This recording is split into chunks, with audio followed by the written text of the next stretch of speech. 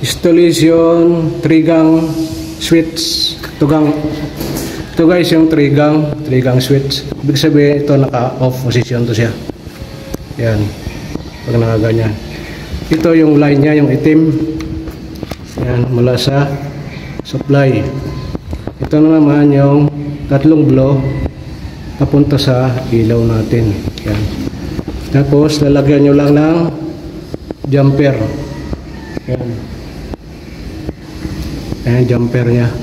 Ito yung line, ito yung jumper papunta dito sa ilaw natin na tatlong linya din. Ito yung in, ito yung out. Yan, tatlong out nya. Yan. Ito yung line ng jumper dito. Ito yung out na papunta sa mga ilaw. Ito yung black eye line nya. Ito guys, mag-install naman tayo ng 3-way switch. Ito yung sa gitna, ito yung line nya. Ito na may magkabilaan, ito yung sa traveler nya. Yan.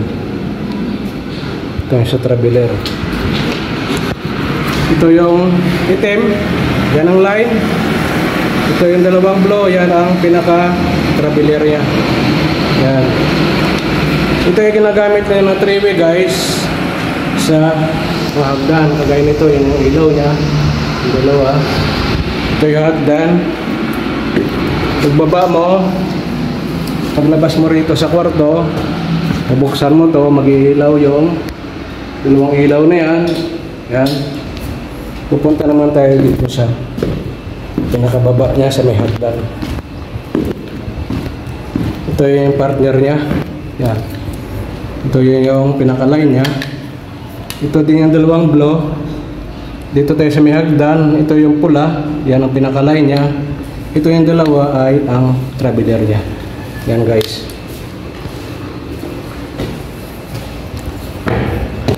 Connect na natin to.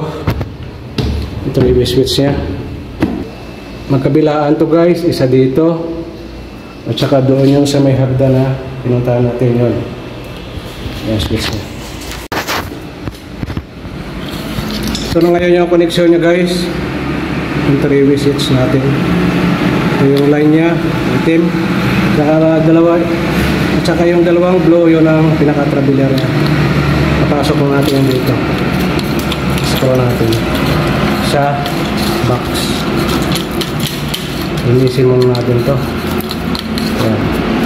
Yan lang ang pag-connection sa 3-way switch natin guys. Itong line, yung dalawang blow ay ang traveler. Iyan kayo lagi kung saan kayo naroon. Hanggang sa muli. Paalam. And I got your little boo telling me she love me. I got this one, that one. Damn, it's gonna be a long night. Yeah.